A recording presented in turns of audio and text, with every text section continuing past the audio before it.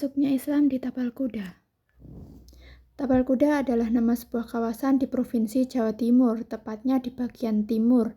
Dinamakan Tapal Kuda karena bentuk kawasan tersebut dalam peta mirip dengan bentuk tapal kuda.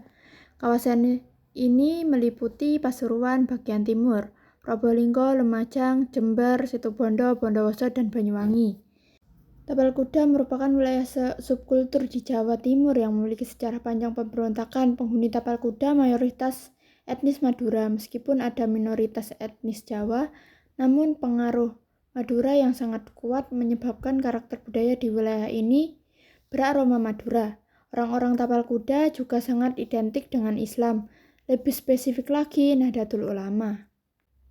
Masuknya Islam di wilayah Tapal Kuda di Pulau Jawa berlangsung secara bertahap dan tidak melalui kekerasan.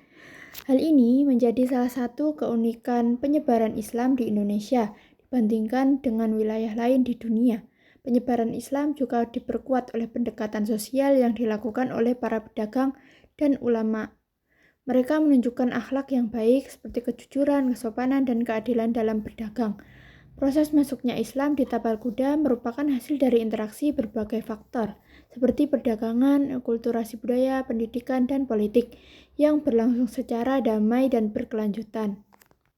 Faktor yang mempengaruhi penyebaran Islam di Tapal Kuda. 1.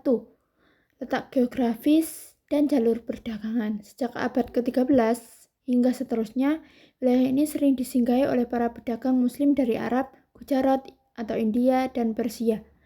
Para pedagang tersebut tidak hanya membawa barang dagangan, tetapi juga memperkenalkan ajaran Islam. Yang kedua, peran pedagang muslim. Mereka dikenal jujur, amanah, dan memiliki akhlak yang baik dalam berdagang. Sikap ini membuat masyarakat lokal tertarik dan percaya kepada mereka. Yang ketiga, peran wali dan ulama. Para wali biasanya menggunakan pendekatan budaya lokal seperti seni, adat, dan bahasa daerah agar masyarakat mudah memahami ajaran Islam. Hal ini membuat Islam cepat diterima tanpa menimbulkan konflik besar. Yang keempat, perkawinan dengan penduduk lokal. Melalui pernikahan ini, anggota keluarga kemudian ikut memeluk Islam dalam jangka panjang. Hal ini memperluas pengaruh Islam dalam lingkungan keluarga dan masyarakat sekitar. Yang kelima, pendidikan dan pesantren. Pesantren menjadi pusat pendidikan Islam yang sangat penting di wilayah Tapal Kuda. Lembaga ini mengajarkan Al-Quran, hadis, fikih, dan akhlak kepada para santri. Para santri kemudian kembali ke kampung halaman mereka untuk mengajarkan Islam kepada masyarakat. Yang keenam, akulturasi budaya. Islam tidak menghapus budaya lokal, tetapi menyaring dan menyesuaikan dengan Islam, dengan nilai-nilai Islam seperti kesenian, tradisional, adat istiadat, dan bahasa daerah. Yang ketujuh, dukungan kerajaan Islam. Kerajaan ini memberikan pengaruh politik dan sosial yang memperkuat posisi Islam di masyarakat. Yang kedelapan, mobilitas dan migrasi penduduk. Mobilitas ini menyebabkan ajaran Islam menyebar lebih luas dan cepat ke berbagai wilayah Tapal Kuda. 9. Pendekatan tasawuf. Ajaran tasawuf menekankan pada kedekatan kepada Allah, kesederhanaan, dan akhlak mulia. Karena itu, Islam mudah diterima tanpa pertentangan besar. Ciri khas budaya atau tradisi keislaman masyarakat Tapal Kuda. Pandalungan berasal dari istilah Jawa, yaitu dalung yang berarti periuk besar. Arti dari Pandalungan itu sendiri adalah sebuah kawasan yang besar atau luas yang di dalamnya terdapat banyak kelompok etnik yang dimana melahirkan kebudayaan baru yang diadopsi dari perkumpulan etnik atau suku budaya yang terdapat di daerah tersebut. Kesenian yang ada pada budaya Pandalungan. Yang pertama, musik patrol. Merupakan jenis seni musik yang instrumennya terbuat dari bambu, iramanya sangat dinamik, dan jenis musik ini dipakai untuk mengiringi lagu-lagu tradisional Madura, Jawa, atau Banyuwangi. Yang kedua, jaran kencang. Selain menari, kuda ini juga mengenakan aksesoris warna-warni.